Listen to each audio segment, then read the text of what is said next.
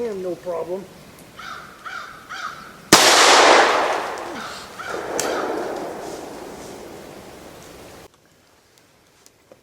Well, that couldn't have worked out any better than it did.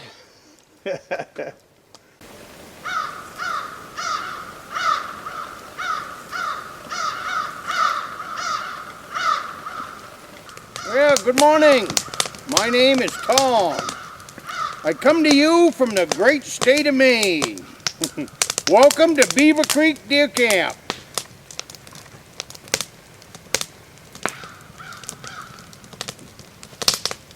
I just noticed a great big pile of sap on the bottom of that tree.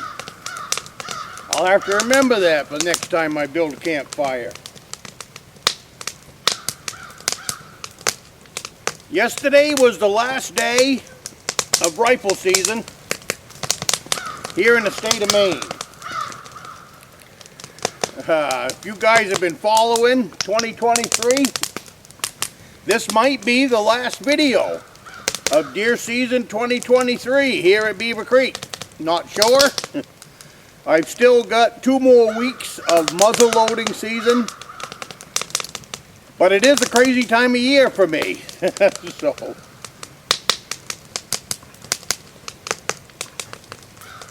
we took a doe in here with my grandson on November 4th. If all of you have been following the videos, I have had my opportunity for a buck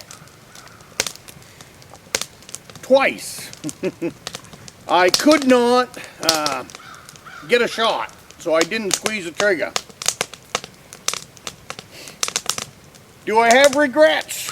No way in heck. I will not squeeze the trigger unless I have a halfway decent shot.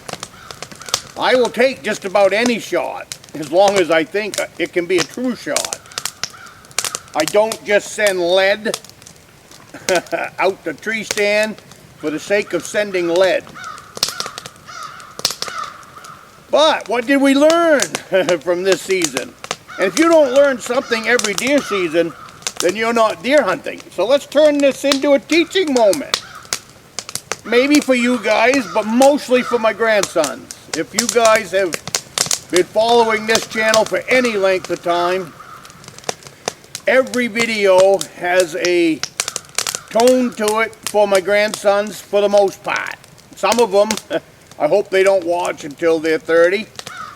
But for the most part, everything that I started this channel for was to lay the groundwork for 4 grandsons that I have. So, I'm going to talk to this video like I am talking to my 4 grandsons. And you guys can tag along if you want, or you can beat feet. But boys, what did we learn? Well, I'll tell you what we learned. We learned that I didn't have good enough shooting lanes out that side of the hunt shack. It was one of those chores that I had planned on getting to through the summer, and I did a little bit. I went out there, I trimmed out what I thought was going to be good, but like most of the deer that I have taken, the deer have had a different idea. So, like last year's deer, it was a great shot. But he was in a spot where I never would have believed he would be. He was 30 yards out in the swale grass. I expected him on the edge of the woods coming out, where the woods meets the swale grass. Never in my wildest dream did I think he would be out in the wide open at 8 o'clock in the morning, a little after 8, 30 yards out in the swale grass, which is basically a 15-acre field, which makes up Beaver Creek. So now that brings us to this year. I know bucks like to be in the fir trees, but where this buck came through was further out than I was expecting, which wasn't far, 40 yards. But in that particular side of the hunt shack, I didn't make enough windows to see him coming. So that's what we've learned. So I have sat there hour after hour since I saw the buck. I saw him twice. If you guys hadn't caught that video, I saw him on a Tuesday afternoon at 3:05. He came through. I got 2 glimpses of him. One was in my shooting lane that I had hoped they would come from this direction and cross. That would have been all right, but he come from the opposite direction, came in at the very edge of it, on the end of it, and I only got him for 2 or 3 steps before he was back into the fir trees. So then, you know, you watch ahead. I have another shooting lane, but it's down in this direction, and he's over here. He never made it to this shooting lane. What he had done was came in and kind of made a loop up. You know, it would be downstream on Beaver Stream. But that's what he did. I got him one more glimpse. I did get the crosshairs on him, but I had no idea what part of the body I was on, because it was just a glimpse through the fir trees. So I would never squeeze the trigger on that. Some guys might. You're looking at one that won't. Because taking the deer in a good, clean, safe kill is more important to me than putting another deer on the rack. At this stage in my hunting, there's enough deer on the rack. You know, so it basically is one more buck. You know, one more buck on the belt notch, I guess. What we do in the cabins is I put nails up over the top of the door in this cabin, and up at the Beaver Creek, up at Rustic log cabin, I have nails on top of one of the beams. So each time that we take a deer or a bear, I put the shell. I take the shell that shot the animal, and I put that casing on that nail. It's a good way to keep track. And each shell brings back a memory. You never forget. It's like the memory of this buck coming through. I'll never forget step by step. I mean, I've got bucks that have done this same thing to me in years gone by, 20, 25 years ago. And in my mind, the picture of that buck coming through the fir trees is as crisp today as it was 25 years ago. So this buck will be the same thing. It's something that will stay in my memory banks until I don't remember anymore, I guess. But anyways, he came through 3:05. The next night, the wind was in the wrong direction, so I didn't set in that stand. If you look in my video today, I'll try. I've got an orange flag right here in the tree. It's a piece of surveyor's tape. Depending on which way that thing is blowing, will depend on which tree stand that I set in. I have probably 2 more stands to put in here at a minimum, and the same deal. It'll just enhance how I work with the wind. I don't believe in scent control products. I think scent control products are a gimmick to sell to people. So I deal 100% with the wind for a lot of reasons. It's a video all by itself. But if you're not controlling the wind direction to where you're setting or standing, you're really not deer hunting. And I don't care how many scent products you buy. I don't care how many days you hang your jacket outdoors. You're not going to trick a buck's nose. Hey, take it for what it's worth.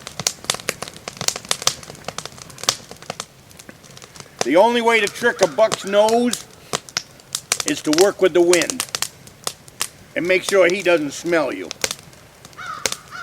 That's it in a nutshell. Boys, that's it in a nutshell. I'm talking to my grandsons. The rest of you want to go the other way, go the other way. But boys, I'm talking to you. Work with the wind. Keep that wind in your nose, in your face. Don't ever let that wind come from behind and blow into the area that you're hunting. Never. If it does, 9 times out of 10, go home.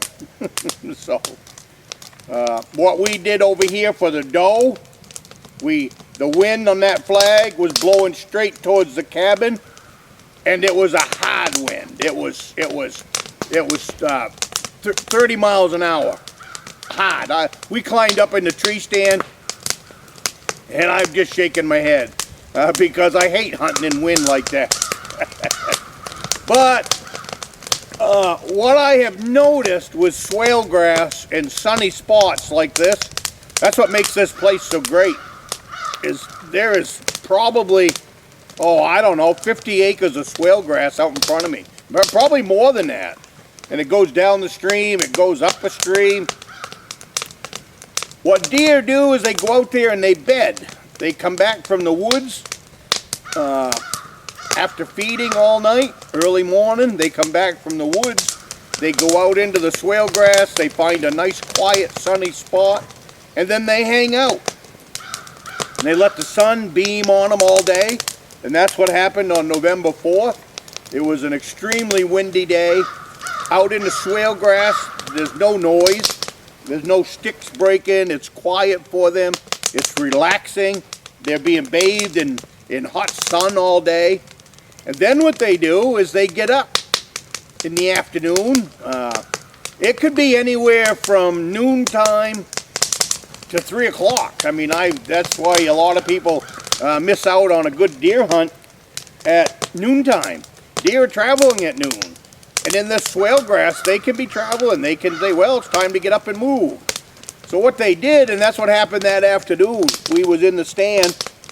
I figured I would give my grandson the last 2 hours of the day because he can't sit there that long. He's 12 years old. He's going to get bored. And I wanted to keep it happy for him. And I also know them deer do it. You know, hopefully one was out there bedding down was my thought. And luckily for us, there was 2 of them out there bedding down.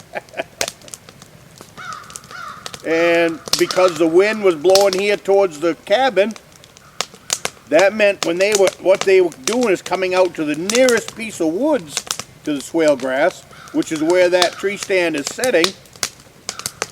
It's actually like a little peninsula of trees that comes out from the main trees here, and I'm kind of in the little spot there. So them deer had come out of the swale grass and was headed for the thick trees. So it was perfect, and if you haven't hunted on those kind of days, them are the things to look for. None of my hunt shacks are on a feeding ground. None of my hunt shacks are in the sleeping area. All of my hunt shacks are on travel routes. All of them. That's why I have shot several deer in less than 10 minutes, some 15 minutes, some, like this doe, we were there less than 5 minutes. It's because it's a travel route. You can get into a tree stand that's on a travel route after work.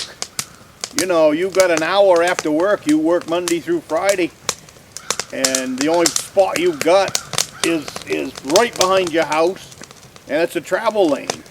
Well, you can sneak home, grab your gun, and sneak into that stand because it's a travel lane.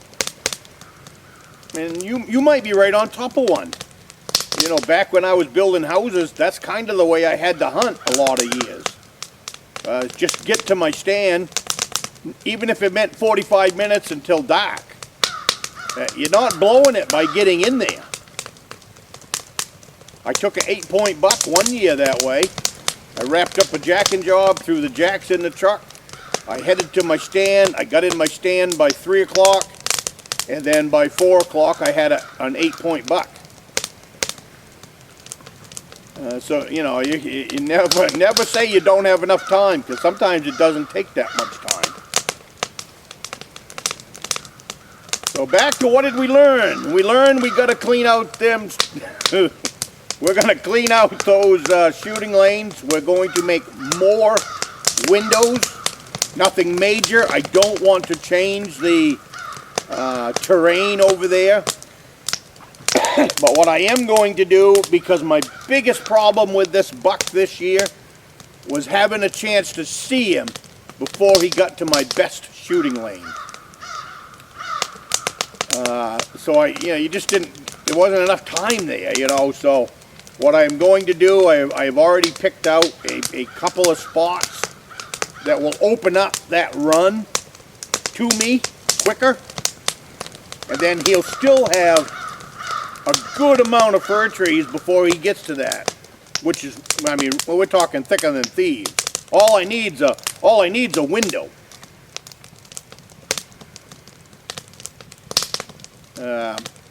But after that sucking sighting, I saw him the second time was a little after 4, and just couldn't get a shot at him. But there's plenty of deer meat in my freezer. We've got the dough in there. So we're eating really good. I've got a campfire going here behind me. I'm getting ready to bring out some sausage. I'm going to fry up some sausage here on the campfire this morning. And I'm going to make some eggs. I'm going to perk some coffee. Today is Sunday. I'm going to enjoy the cabin. Deer season for the bulk of the hunters is over. So that means one thing for me, and it means the same thing every year. The woods are finally mine again. The bulk of the hunters will go home. The only time they come out is for the month of November. The rest of the time they hang their gun up in the gun rack, and they won't look at it again until the day before deer season. So millions of acres here in the state of Maine just became private property of the East Grand Woodsman. So, hey, have a sip of coffee with me. That was my season in a nutshell. I'll probably touch on it a little bit more, but I got a feeling this video is getting long enough. But what a time it was bringing out the grandsons. Man, oh man, was that fun. I didn't realize it was going to be that entertaining. I'll see you next week.